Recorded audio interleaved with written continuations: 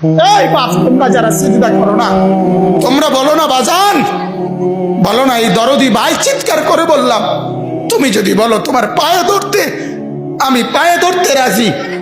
তুমি যদি বলো তোমারে জড়িয়ে ধরে কাঁদতে, আমি কাঁদতে রাজি। তুমি বলো কেন আল্লাহর সাথে রাগ করলা? কেন আল্লাহর সাথে রাগ করলা? কেন আল্লাহর সাথে নারাজ হইলা? কেন সিজদা কপালে জুটলো না? কেন মালিকের সাথে সারাদিনের এত কিছুর বিনিময়ে আল্লাহ তাআলা একটা মিস কল দিলে, 2 সেকেন্ডের একটা মিস কল দিলে বন্ধু তুমি টের পাও তোমার মোবাইলে মিস কল আসছে। এত বড় মসজিদে 6টা মাইকের হরন দিয়া আল্লাহু আকবার বলে তোমারে ডাক দেয়, তোমার একটাবারও কানে লাগে না, বিবেকে লাগে না। তোর মতো শক্ত ডাকাত, তোর মতো পাষাণ বেটার কে হইতে পারে? বেটা কথা বলেন না কেন? তুই ডাকাত, কত বড় ডাকাত। ওয়ায়াউমা তাকুমুস সাআতু ইউবলিসুল মুজরিমুন। আল্লাহ তাআলা বলেন যখন হাসরের মাঠ কায়েম হবে, হাসরের মাঠ যখন কায়েম হবে, নাফরমানরা, পাপীরা,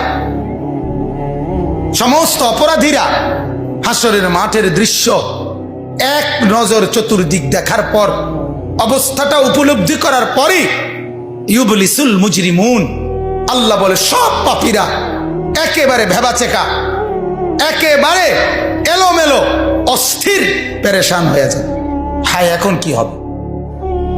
এখন কি হবে?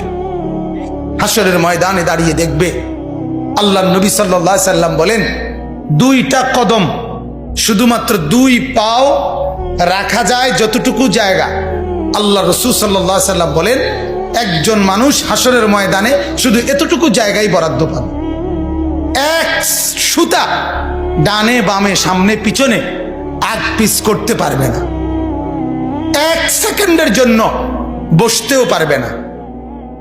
আল্লাহ তাআলা কোরআনুল কারীমের মধ্যে বলছে ইয়াউমা ইয়াকুমুন নাস লিরাব্বিল আলামিন, রব্বুল আলামিনের সামনে সবগুলো মানুষ দাঁড়িয়ে থাকবে। দাঁড়ানো দাঁড়ানো দাঁড়ানো থাকবে, দাঁড়িয়েই থাকবে।